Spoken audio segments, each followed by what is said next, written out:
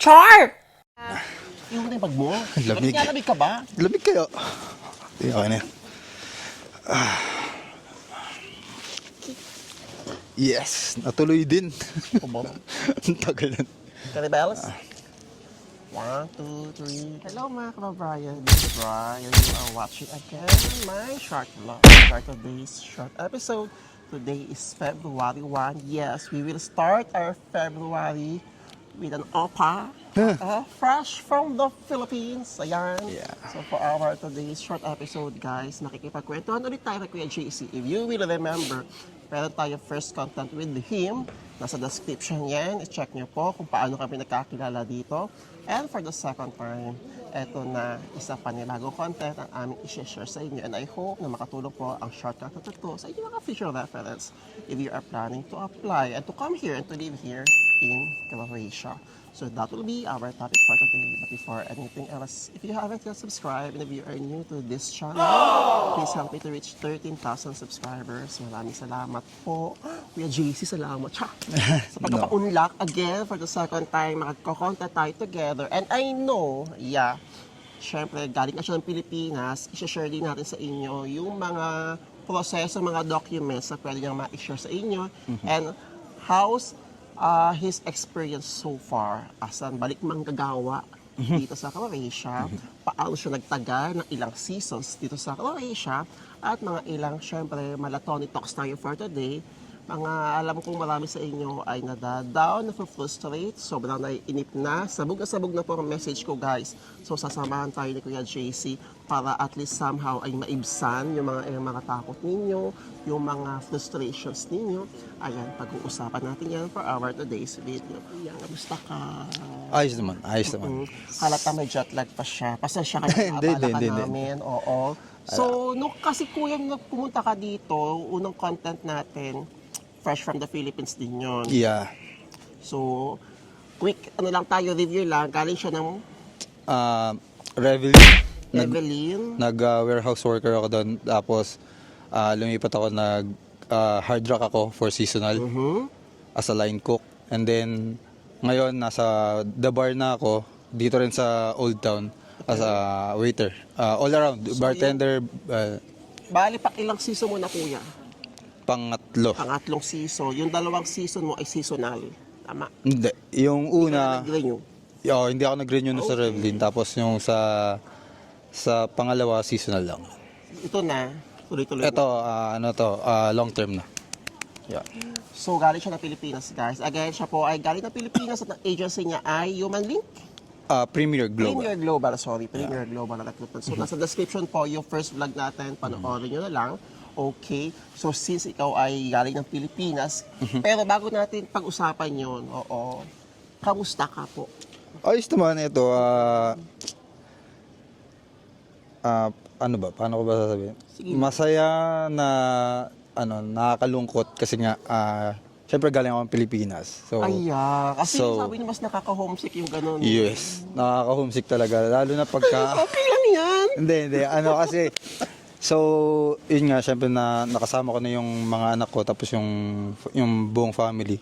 So ngayon parang mas nag-a-adjust pa ulit ako kasi yun nga yung separation anxiety na tinatawag. Yung tipong kagagaling mo lang ng Pilipinas, nagbabanding-banding kayo, pagbalik mo dito, trabaho na ka. Yan, kaya Pero, kamusta ang Pilipinas? super mahal ng bilihin. Super. Alam mo yung ang budget, Paano mo kino-compare yung before ka umalis sa pagbalik mo? mas lumala eh. Mas lumala yung bilihin talaga sa Pilipinas. Talagang grabe yung parang yung 1,000 pesos mo dati umaabot siya ng 3 to 4 days. Ngayon parang 1.5 days na lang. Magkano ba yung binudget mo for your vacation sa Pilipinas? Ako kasi 24 days ang binudget ko is 150,000. Kasama na plane ticket ng tipa. Kasama na. Family na yun. Hindi pa siya kasama. Hindi ba? Ano lang yun. Yung 200K siguro. Yung na yun, yung 150 na yun, pang ano yan, pang gala na, pang-treat na sa family. pang family na yon. Yun. Pero worth it naman. Worth Oo, it, sobra. Sobrang I worth love the it, feeling. yan.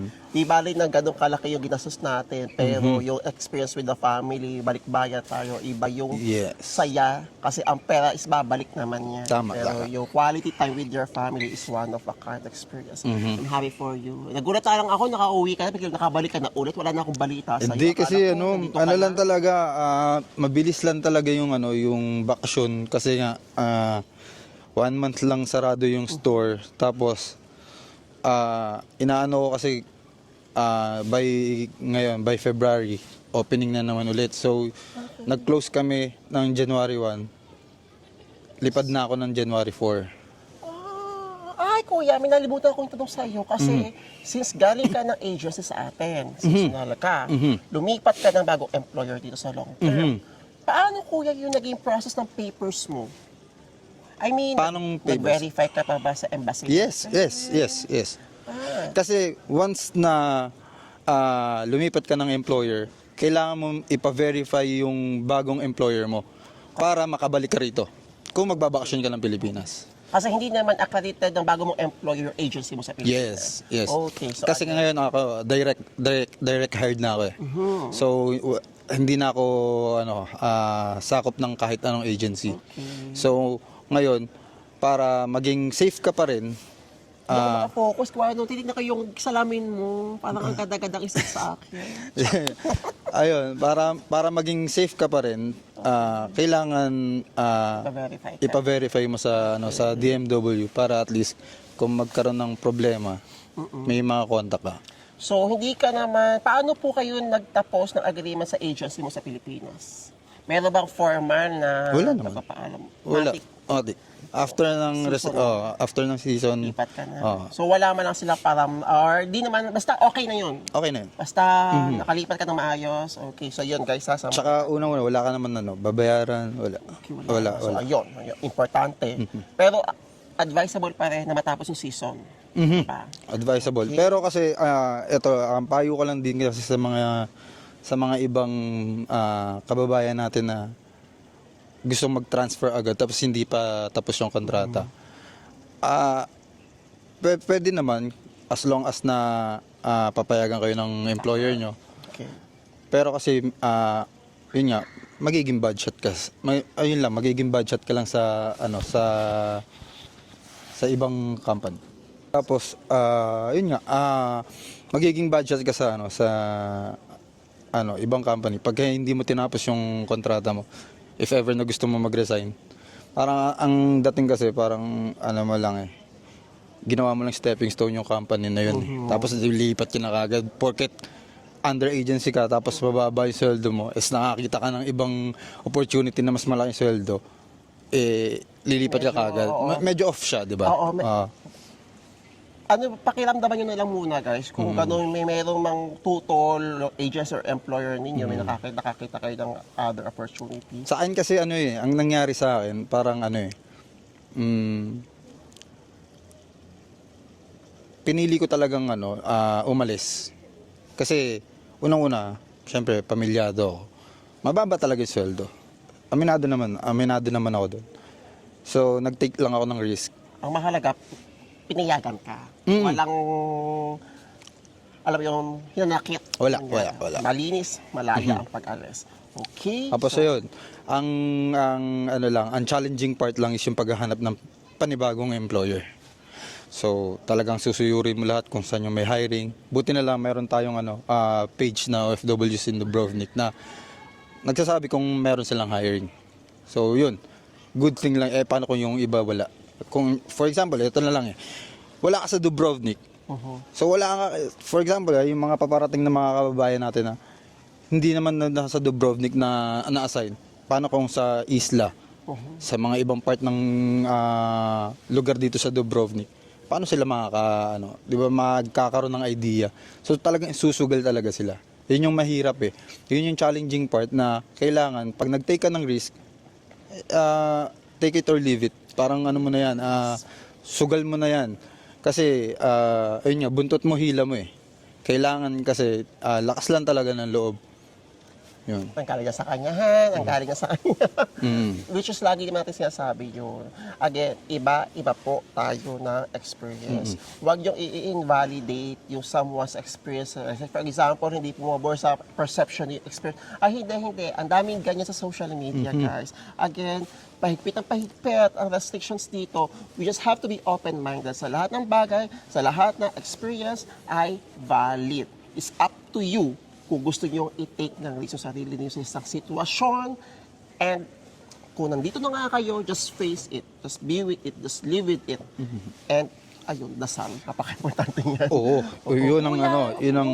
Paglipat mo ba nung bagong employer since direct ka na, paano po yun naging proseso po ninyo sa paglipat ng direct employer? So, before pa ako kasi end of contract kay Hard Rock, naghahanap na ako nun.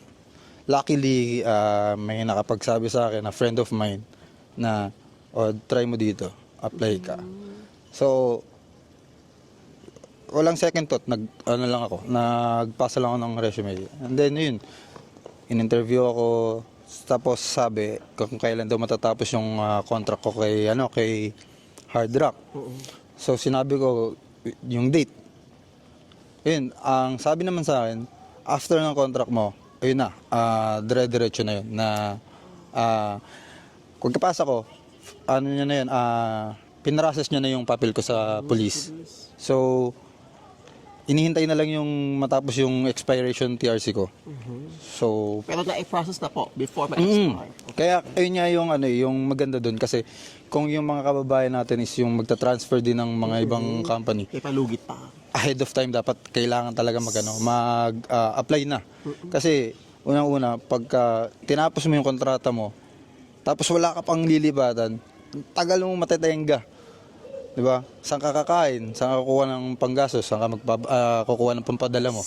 'Di ba? And good for you, kuya, kasi sinalo ka na kagad ng bago mo accommodation. Accommodation, sagot. Kaso yun nga, yun ako, naghahanap pa rin ako ng Iba ng talaga, accommodation na... tawang swerte kapag tinapatan ka talaga ng swerte. Kasi bibihira. Kasi kami naman, nung nag-renew ako, hindi, own expense, which is okay lang naman. But sa kanya, is sinalo. Again, iba-iba po ng experience. Hindi, tsaka ano yun, about negotiation na rin yun eh. Yes. Kasi upon interview, kung lilipat kayo, May condition ka. i-negotiate nyo na kung ano yung kailangan yung ipasagot sa employee, ipasagot nyo na kung kailangan yung accommodation, transportation, food allowance, ipasagot nyo na kasi doon pa lang makikita na ng employer na sige, kailangan mo ng trabaho, kailangan mong matutuluyan. So, sasagutin nila yan. Oo. Thank you. And luckily, mabait yung amo ko. Super. Generous din. And I think, I will assume, sa paglipat mo ay nag-level up din ang ating mga pidong-pidong. Oo naman. Yan ang tama, guys. Oo naman. Lilipat tayo, hindi lang for the experience. Siyempre, consider natin yung magiging income natin. Anyways, ayan. So, ayan na guys ha. I hope nasagot ang konting katanungan pagdating sa transfer ng employer. Okay, balik tayo sa pag-uwi mo ng Pilipinas. Ito, tanong ng madami. Since nag-verify ka ng contract, kuya, ano po yung documents na ipin-repair ninyo bago kayo umuwi at pabalik po ng Croatia? First things foremost, ito lang. Kasi kung magpapa-verify kayo ng kontrata, dati inaabot ng 2 months yung processing. Kasi dati nasa Milan, Polo Milan pa eh. Yes. So maraming hinahanap, business permit ng employer, ng company, tapos TRC passport. Ngayon, dito na sa Vienna, Austria. Embassy, yes. So 3 na lang ang hinahanap, passport, TRC, and then ano pa ba yung contract. English translated po ba ito? With English translated. Pwedeng yung Google Translate. Swerte ko. Pwedeng i-Google Translate, tapos after nun, yung pinaka-format nung original, gayahin na lang. Naka-attach. Oo. So, yun. Gaano po katagal, kuya? 2 days. 2 weeks. 2 days. 2 days. 2 days lang. After mo na magpasa, diba, so, Verified na? napasa mo na, 2 days, hindi, mag-i-email uli siya, Payment. payment. Okay. So, 10 euro.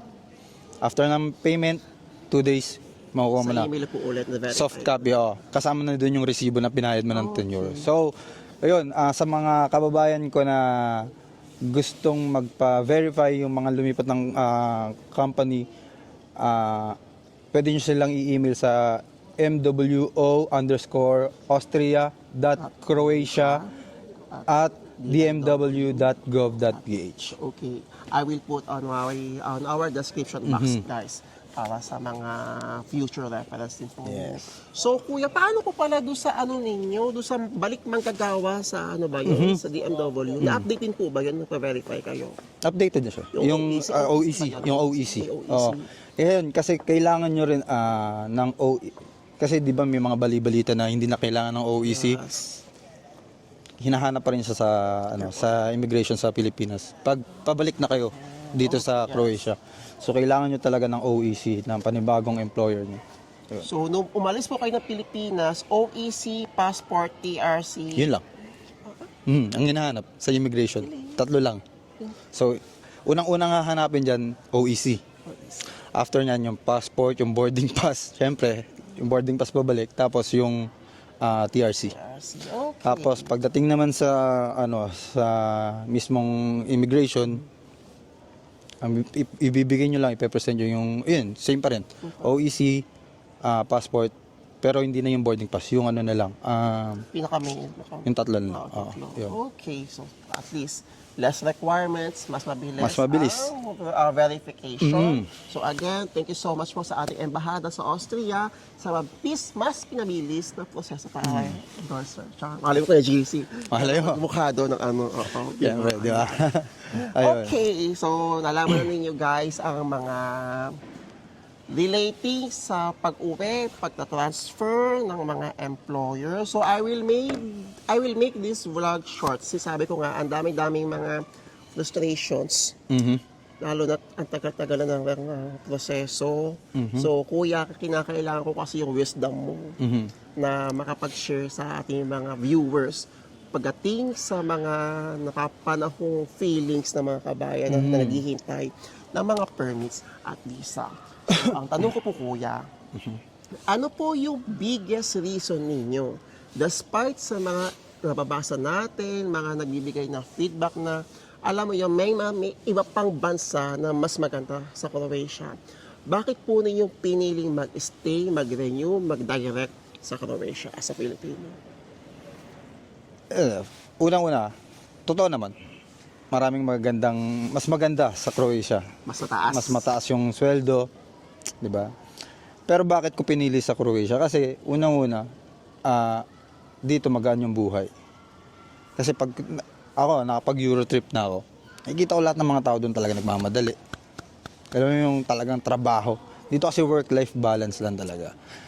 Pangalawa, kaya mas okay dito sa Croatia, napaka-safe. True. Safety, yun lang. Kasi unang-una, lapag mo cellphone mo, kakain ka, order ka, nandiyan pa rin. Sa iba, punta ka ng France o talamak yung nakawan, di ba? Yun, yung safety. Tapos pangatlo, syempre yung culture ng Croatian. Maraming nagsasabi, eto lang. Real talk lang. Maraming nagsasabi na mahigpit, masyadong stricto sa trabaho. Natural yun. Nagtrabaho kayo rito, di ba? Susunod tayo sa kung anong gusto nila. Wag, alam mo yung, sa panahon kasi ngayon, ang daming iyakin. Di ba? Hindi, totoo lang. Ang daming iyakin. Di ba? Konting pagod lang. Pagod, masita lang, iiyak, magre-reklamo. Puro kayo reklamo, Diyos ko, magtrabaho na lang kayo. Isipin nyo bakit kayo nagpunta dito? Para sa kanila ba? Hindi. Para sa inyo. Sa sarili nyo. And may mga nababasa pa ako sa mga, sa page natin, na about sa career growth. Ito lang. Kung kayo, umalis ng Pinas, tapos meron na kayong posisyon, diba?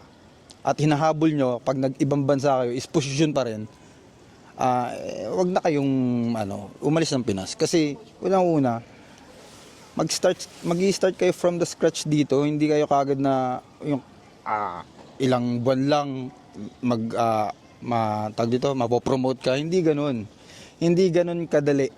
Lalong-lalo na ngayon requirements ang language. 'Di ba? Sa loob ba ng 6 months, ganun ka na ba kabihasa Alam nyo guys, kahit wala pa kayo, ang pinagdarasal namin, huwag na maging requirement yan eh. Kasi hindi lang naman kami, pati kayo na gusto namin pumunta kayo dito. Yes. Kaso, pati yun nga, di ba? We have to follow. Tsaka ako napatunayan ko na kailangan natin mag-aral ng lingwahe nila or kahit basic man lang. Bakit kamo? Nag-warehouse ako, nag-line cook ako, so hindi ako nakikipag-interact sa mga customers, sa mga guests. Ngayon, waiter na ako. So, bartender, waiter. All around ako nakikipag-interact ako. Which is makaka-encounter ka na napaka-irate customer na hindi talaga, kahit alam nila, kahit marunong sila mag-English, hindi talaga sila mag-English. Tetestingin ka nila. Kailangan mo maintindihan sila. So, ano gagawin ko? So, syempre ako, bilang nagtatrabaho, kailangan kong aralin yung lengguwahe nila. Kayo mag-a-adjust. Oo, magsisimula ka dyan sa unti-unti, mga keywords. For example, yung malo, velika, mga maliit, kasi ganun eh. Ganun mo siya hindi mo man siya maintindihan ng fully. Basta marinig mo yung keyword. Makatch mo lang yung pinaka-isa. Keyword, di ba? Kaya nga kailangan natin mag-start ng sa basic. Hindi natin kailangan hindi nyo kailangan i-pressure yung sarili. Oo, hindi ka kailangan pumasok matuto lang tayo na sa everyday na na-encounter natin. But iparati pa rin yung mag-review syempre. Pero wag yung i-pressure. I-enjoy nyo lang din somehow. Kung kailangan pumasok ng university para mag-aral, importante is yung naiintindihan mo sila, nakakaintindi ka, nakakapagsalita ka ng konti. Di ba? Agree. Yun. Pero good thing din na ginawa nilang requirements yun. Yeah, Kasi I agree din, kuya. kasi para rin sa atin yun eh. Para sa atin. Tsaka, sarap kaya na hello, Multilingual ka noon, dami mo na. Yun. So, Kaya nga believe nga rin ako doon sa, pwede ko ba sabihin yung vlogger na si Mala Camilica. si Camilica. Pakatalino. Diyos ko. Na-meet ko na siya here. Same sa Walk of Shame. Sa kanya lang ako pagka gusto kong matuto ng mga ibang words. Sa kanya ako nanonood eh. Talagang Ay, kami sa TikTok. Sa TikTok. ako finalo ko lang siya. Ayun, finalo ko lang siya. Nakaganda lang ako sa kanya. Mm. Hindi ko talaga maintindihan sa sabi ni bakla. Galing niya sobra. Sa bilib ako doon sa Shout out Mala Camilica. I'm so happy for you. I'm so happy sa kung ano mang exposure na kukuha mo. And you really deserve that. Yes. Okay. So, naway ibandera mo pa ang bandila ng Pilipinas. Oo. Go lang. Dito lang kami to support you. And shout out kay Kuya Nick. Ayan. From our Got Talent semifinalists. Napakadami mga Pilipino. Tsaka nakikilala na tayo na one of the masipags. Yes. Diba? So, wag na kayo ulo ha? Wala lang kay ulo. Pero una kasi, 'di ba? Tayo kasi lahat na adaptive tayo sa lahat ng bagay. Advantage siya si Kuya yung culture dito na hindi tayo major mag-a-adjust. So, kaya hindi tayo nahihirapan. Tsaka sa mga... kaya nating dalhin yung mga trabaho nila. Super. Kaya yun isa Yung sa iba kasi, proud ko sa mga Pinoy. Tsaka tayo, Magaling. yung pagiging hospitable natin, nadadala na natin, which is yung mga ibang lahi, na medyo. parang, di masaya walang kasi may mga nakakausap rin akong, just flexing syempre kung ano meron tayo. Yun. and yung kulturang. proud ako na, Congratulations. ganun And tayo. Ikaw ba, fluent ka na ba sa lingwahe? Hindi. Same. Hindi. Pero ako kasi, sa akin, ang inaaral ko, hindi naman ako na Kahit hindi conversational. Hindi siya conversation. Ang inaaral ko is yung based lang sa trabaho ko. Tama. Yun Kasi, muna. Unang-una, hindi naman ako makikipag-chikan sa mga sa mga customer, hindi naman ako makikipag-barkada, di ba? Ang sa akin lang kasi, based on my, sa trabaho lang. Yun lang, kasi, yun lang importante. Bakit ka mag-aaral ng ibang words or aaralin mo siya ng buo kung hindi ka naman, Hindi man nasasabi hindi, oo. Tsaka, i-appreciate din natin yung mga supportive locals sa katrabaho natin na nagtuturo din sa atin. Diba? At saka napanood ko rin yung isang vlog mo. Yung may amnesty. Alin? Yung may amnesty sa Spain. Sa akin ang comment ko lang doon. Oo nga, sige nga kuya. Sisingit lang natin. Mm. Ang daming, alam ko na, ayoko kasi sabihin na masama mainggit. Mhm. Pero hindi maaalis sa atin na may somehow, na mayroong thoughts na, hindi pa siya, may ganong feeling. Hindi, ano ba pagkakaintindi mo sa amnesty? Una, Ako kasi parang magkakaroon ng at least, hindi man sa buong buhay, magkakaroon ng maluwag na proseso ang mga kababayan natin doon sa bansang yun na magkaroon ng pagkakataon na mas makahanap ng mas broad na opportunity for them. At the same time, ang inahabol kasi natin is yung legality din. Yes, tama. Documents. Yun. Sa pool niya, illegality. Kasi para saan ba yung amnesty? Para sa mga undocumented. Yun. Bakit tayo mahinggit? Undocumented ba yung mga tao nandito? Diba? Kung ikaw, nagtatago-tagulan dito, di umuwi ka na ng Pinas, di ba? Ang amnesty is for legality ng papers ng mga undocumented na mga kababayan natin na sa Spain. Sila nagtatrabaho doon, may mga iba doon na wala pang papel. Tatrabaho. So ngayon, parang kagaya sa Italy, meron ng amnesty, Marami, kahit di ba? marami sa Europe yung ganyan. Sa Croatia kasi hindi pa pwede yung walang papers. So, Ngayon, kung gusto nyo lumipat ng Spain, di go, lipat kayo.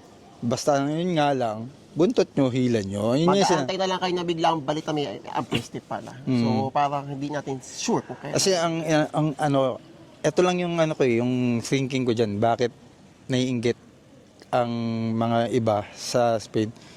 Kasi alam mo yung balita, di ba, 2 years lang citizen ka na, tapos dual citizen ka pa. Una, bakit nyo ikukumpara yung Croatia sa Spain? Hindi sana first of all pa lang, dapat nag-apply ka na sa Spain, hindi na dito sa Croatia. Huwag mo na ikumpara yung Croatia sa Spain. Dapat kung gusto mo sa Spain, dapat una pa lang nasa Pinas ka, mag-apply ka na patungong Spain. Hindi ka dapat mainggit, wala ka I dapat. know na may comment na stepping stone ng Croatia, di ba? Ang dami ng ganyan. Pero lagi naman ginagawa stepping stone kapag lilipat kayo ng ibang bansa. Kumbaga, siguro sa akin lang, kung may mga ganong mga magagandang nangyayari sa mga kababayan natin, ito ay for those kababayan nandito na ganon yung parang na-enggayo na. May kaka-amnesty na pala sa Spain. Ala, may mga ganon na. Ang daming ganyan Ang daming nag-message sa atin. Kumbaga, sulitin muna ninyo. Oo, wag niyo, kung tingin niyo hindi pa kayo handang mag-take ng risk na naman, nag-take na nga kayo ng risk pa Croatia Hindi niyo pa nababawi hindi niyo pa nasasatisfy yung sarili niyo na okay na, finally okay na ako. Wala pa kayo sa ganung point. Tapos mag-release na naman kayo sa isang bansa na mawawalan kayo ng mga ganun, dokumento. So, sa akin na lagi kong sasabi, alamin ninyo kung bakit kayo pumunta talaga ng bansang pinuntahan ninyo, Jesus Croatia. Pangalawa, i-enjoy nyo muna. Oo, wag kayong matakot sa language requirement. Ko. Yun, kasi kung Dobor saan, may language requirement na kasi. Ganun. So, mamili kayo, documented kayo dito, maipasa nyo ang language test, o language requirement kung magkataon man, o pupunta kayo ng ibang bansa na wala. Wala kasiguraduhan. Hindi tayo sa nag-aano tayo na mga nandun sa bansang yun Kumbaga, kayo'y nandito, wag niyo munang isugal yung sarili ninyo sa isang bagay na wala pa naman. Tama. I-enjoy niyo muna kasi ginagawa ninyo. Kasi naman, Tama. yun lang. I-enjoy nyo lang yung buhay. Tama. Huwag yung i-pressure yung sarili ninyo. Okay? Ikaw kuya, may say ka ba doon? Yun, agree naman ako sa lahat ng sinabi mo. Ako kasi, yun lang, Huwag kayong matakot. yung iba kasi masyado silang ayun nga, nape-pressure sila, natatakot sila na may language test ba? Pagkiwala kayo sa sarili ninyo na kaya nyo maipasa. Yun lang. English nga natutunan nyo Diba? Diba? Ito lang, basic lang yung gagawin nyo, basic lang. Hindi siya madali, pero hindi imposible. Yes. Matututunan nyo yun lang. And yun para sa mga, ayun nga rin, ng tanong mo kanina na kung ano yung mapapayo ko sa mga, Sige. sa mga, anong tawag doon, yung na-hold, yung working permit nila na hindi pa lumalabas. maghintay lang kayo. Una-una, hindi naman kasi ganun kadali, unlike before, na mabilis. Maluwag-luwag. Oo. Ngayon kasi, sinasala talaga yan. So ngayon, pwedeng umabot ng 6 to 8 months lang. Oo. May mas maaga pa nga eh. Meron din umaabot ng taon. So, kung kayo is nakapag-apply na, hintay lang kayo, patience lang. And then, kung wala pa rin, kung napaghihinaan na talaga ng loob, Ayan na ang sign, guys. Ayan na ang sign. Amen. yun. Kung napanghihinaan naman kayo ng loob, talagang totaling ubus na yung pasensya nyo, apply na kayo sa iba. Or, sumubok na kayo ng ibang agency na mas mapapabilis yung process. Kasi hindi lang naman nagtatapos kung sa, kunyari, for example, ito, yung agency na to, na final interview ka na, for working permit ka na, tapos wala pa rin. Hindi naman eh. Marami nga dito sa Croatia. Local hire sila. Ang tagal rin lumabas. Kayo pang nasa Pilipinas. Diba? Hindi Meron po pang ganun. Middle East. Hindi Hindi lang mga Pilipino. Diba? Napakadami. hindi po ganun kadali. Hindi po ganun kadali. Kaya ang Hawakan lang natin yung pag-unawa sa mga bagay na tingin ay nangyayari dito sa as much as possible, maging habaan nyo pa yung pasensya nyo. Kung ito lang yung pasensya nyo, i-extend nyo pa. Yun lang yun. Kasi, infinity and beyond. yes. Kasi, bakit kayo hihinto lang? Di ba? Bakit ka mapanghihinaan ng loob?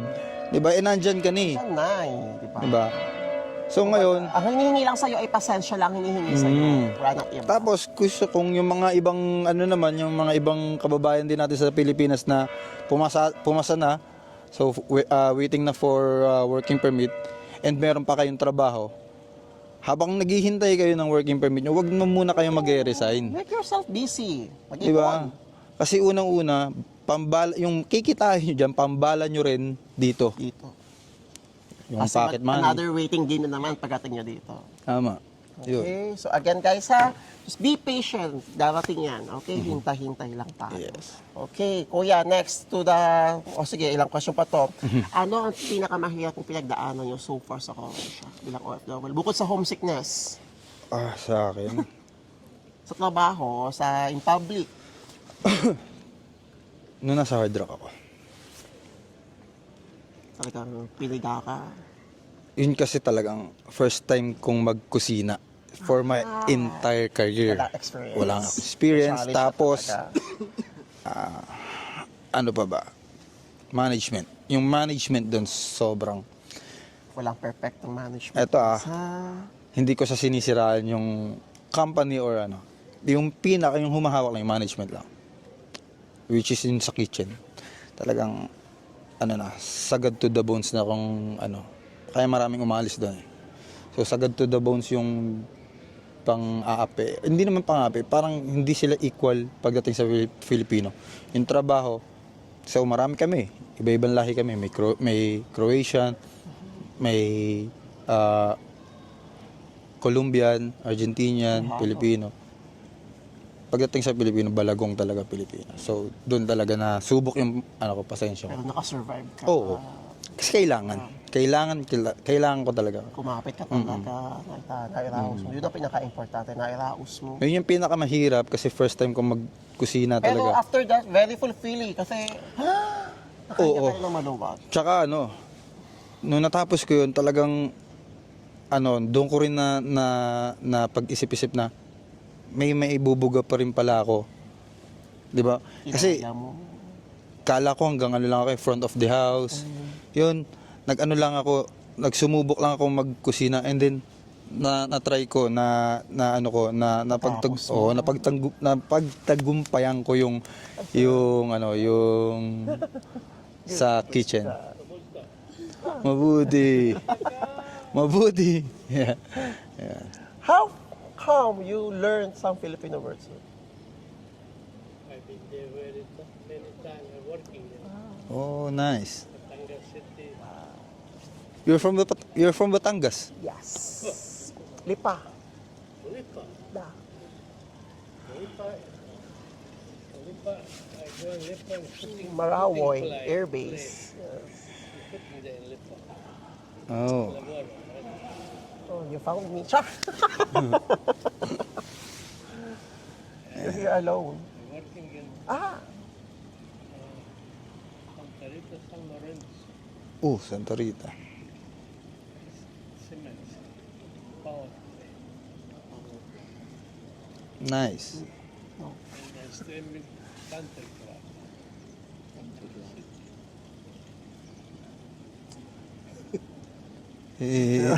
He doesn't know that.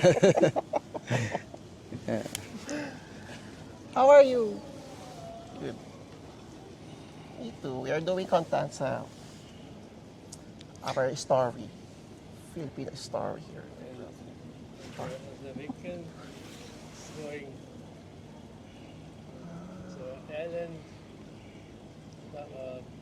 Porto Galera. Puerto Galera. No, In Mindoro. Bendoro. Yeah. Happy. Nice to meet you, sir. Yeah, very, very good friend. Bye-bye. Ciao. Okay, so ayan, exposure. Cha! Okay, so balik tayo sa ating topic. Thank you, sir. Thank you po. Ayan. So, ito tayo na-meet. Ito na kuya, next question natin. May mga moment po ba, since padilim na, may mga moment ba na dumidilim ka na rin? May mga moment ba na gusto mo na sumuko sa journey mo dito? Wala. Wala. Kasi iba pa rin yung kung ikukumpara ko yung pamumuhay sa Pilipinas, yung naging buhay ko rin sa Saudi at yung buhay ko rito. Mas pipiliin ko na dito. Kasi unang-una, yun nga, yung security, yung safetyness, tapos yung gaan ng buhay. Although hindi siya masyadong urbanized, like, di ba, na hindi talagang city na puro mall, di ba? Dito kasi talagang laid back ang buhay. So kailangan mo lang magtrabaho and then after that mag-relax. Yeah. After that. Yeah. Since napag-usapan natin na sumuko, ano yung pinaka-proud moment mo po, kuya? Ano yung tingin mo, proud na proud ka sa sarili mo na sa 3 years mo ginagawa ang buhay dito sa Croatia? Sa akin yung Ako, if you will ask me for you, yung nakauwi ka ng Pilipinas for vacation. yes, yun, isa na rin yun na nagkaroon ako ng opportunity na makita rin yung family ko. Pero sa akin maraming factors yung pinagkukunan ko ng ganyan eh. Sa akin yung fulfilling Nakaka-survive ka every season. yun, nakaka-survive tsaka mas na-expand pa rin yung mga skills ko. Tama, agad. Ako wala akong experience sa pagbabartender, barista ako before. So inaral ko yung pagbabartender. Wala akong experience sa warehouse. From Warehouse? Oo, inaral ko yung warehouse. Wala akong Kusina. experience sa kusina. Inaral ko yung kusina. So ngayon, You must be proud talaga. yun. sa sarili. Kaya kung masasabi ko sa sarili ko na kahit saan pala ako Ang dami mo pang kaya. Oo, kahit saan pala ako ilagay ni Lord, gagawa siya ng paraan para matutunan ko yung bagay na yun. So which is Just have yun yung to good thing lang na Do it. Hanggat sa lahat kasi ito lang din yung yung mga payo ko lang din sa mga kababayan. Hindi porket hindi mo alam yung isang bagay, mapanghihinaan ka ng loob. Lahat yan na pag-aaralan. So explore lang, di ba? Totoo yan, guys. Totoo yan. And since napag-usapan natin yung proud, last question ko sa iyo, kuya, before we end our vlog. Lagi kong tanong sa pang-huling part ng vlog natin. Alam mo na yan. Ano po, kuya, yung motivation na pwede yung ma-share sa mga viewers natin? Yun, unang-una,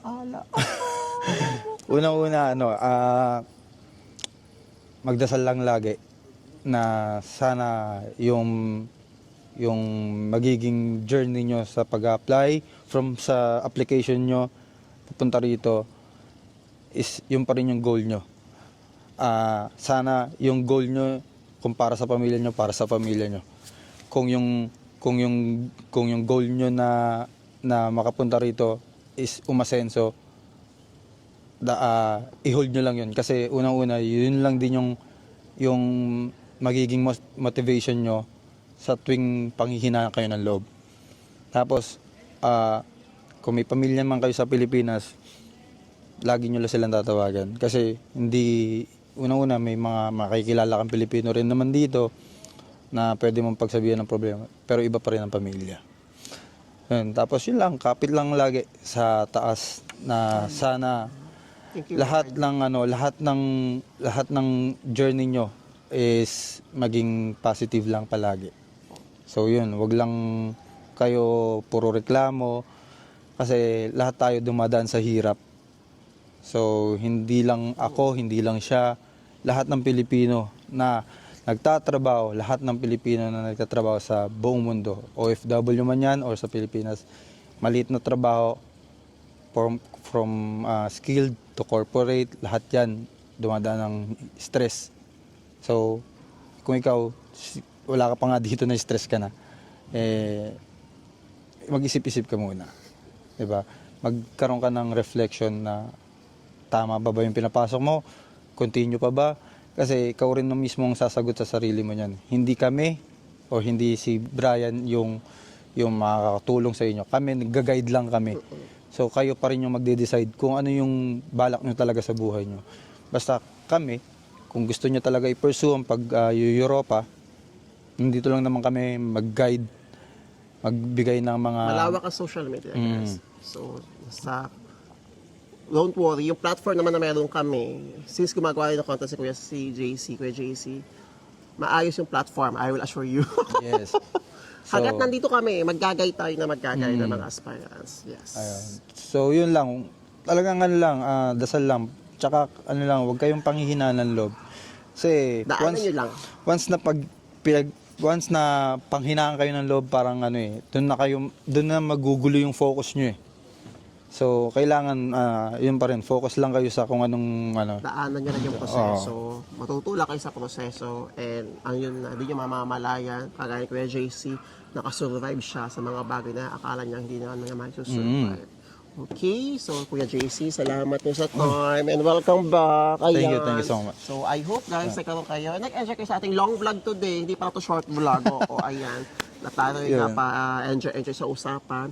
Again, if you have any more questions or suggestions, comment nyo lang. Malay nyo, yan ang ating maging next content sa ating channel. And again, please help me to reach 13,000 subscribers. Maraming salamat po. I will put, TikTok kayo, di ba kuya? TikTok. Yes. I will put on my description, guys, ang kanya TikTok link. Follow yung Kuya JC. Ayan, sa mga galing Pilipinas, naglilipat-lipat. Okay, tanungin nyo siya. Pwede siyang i-follow sa kanyang TikTok account. PM nyo lang Again, guys, thank you so much. Good luck. And see you soon po here in Croatia. Ciao! Ciao. Thank you, Kuya. Anong magagawa?